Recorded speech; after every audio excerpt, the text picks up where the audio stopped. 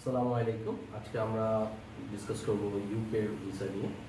UK বলতে United কিংডমের ভিসা দিয়ে আপনি যে কেউ England, Wales, Northern Ireland, Scotland এই 4টি কান্ট্রি ভিজিট করতে পারবে। অ্যাকচুয়ালি ইউকে আমাদের দেশে বিভিন্ন মেয়াদে কয়েক ক্যাটাগরি ভিসা দিয়ে থাকে।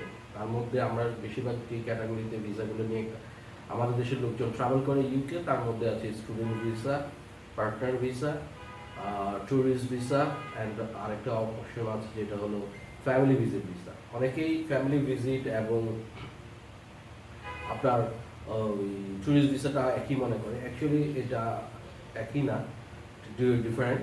ট্যুরিস্ট ভিসায় আপনাকে যেটা করতে হবে সেটা হলো যে আপনার একটা সার্টেন অ্যামাউন্ট আপনার নিজের থাকতে হবে এবং ট্রাভেল হিস্ট্রি নিয়ে এটা অ্যাপ্লাই করতে হবে, এবং এটা প্রসেসটা একটু ডিফারেন্ট ফ্যামিলি ভিজিট নিয়ে থেকে।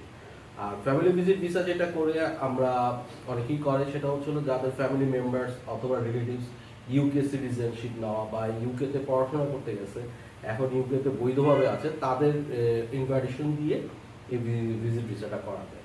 তো ইউকেতে আমরা অনেকেই অ্যাপ্লাই করি, বাট ইউকে প্রচুর আমরা ফাইল পাই যেটা আমাদের সাথে যোগাযোগ করে যারা, এর মধ্যে অনেকেই দেখা গেছে রিফিউজ হয়েছে। আর ইউকে রিফিউজ লেটারটা খুবই ক্লিয়ার কাট একটা রিফিউজ লেটার দেয় তারা, যেটাতে আপনি ক্লিয়ারলি মেনশন করে দেয় কী কারণে আপনার ভিসা প্রপোজালটা রিফিউজ হয়েছে।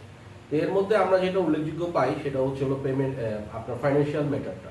ফাইন্যান্সিয়াল ম্যাটার বলতে যে আমরা অনেকেই অ্যাপ্লিকেশন করার সময় আমরা প্রপারলি আমাদের ফাইন্যান্সিয়াল, আমাদের ইয়ারলি আর্নিংস এবং ইয়ারলি এক্সপেন্ডিচার এবং আমার যেটা জমা আছে বা আমার সেভিংসে যে টাকাটা আছে এইটার ব্যাপারে আমরা ক্লিয়ারলি তাদেরকে বোঝাতে সক্ষম হই না। এটা অ্যাকচুয়ালি খুবই ইম্পর্টেন্ট ব্যাপার ইউকের ভিসার জন্য।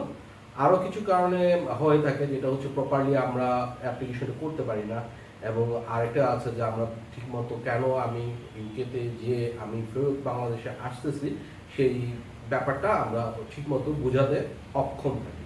তো আপনারা যারা ইউকেতে ট্রাভেল করতে চাচ্ছেন নেক্সট টাইম, তারা অ্যাপ্লিকেশন করার সময় এই ব্যাপারগুলো খুবই যত্ন সহকারে প্রপারলি আপনারা উপস্থাপন করবেন, যাতে আপনার ভিসাটা রিফিউজ না হয়।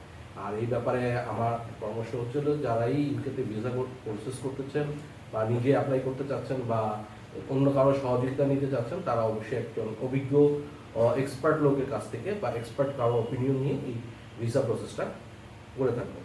তো আমি আপনাদেরকে এই ভিডিওর মাধ্যমে আরেকটা জিনিস জানাতে চাচ্ছি, সেটা হচ্ছে আপনারা যদি ইউকেতে প্রপার ওয়েতে বা আপনি কীভাবে ভিসাটা করবেন এই ব্যাপারে যদি আপনারা পরামর্শ চান, সেক্ষেত্রে আপনি আমাদের অফিসে বা আমাদের যে নাম্বারগুলো দেওয়া আছে সেই নাম্বারে কল করে আমাদের সাথে অ্যাপয়েন্টমেন্ট নিয়ে আমাদের অফিসে ফ্রি কনসালটেশনের জন্য আসতে পারেন। ধন্যবাদ।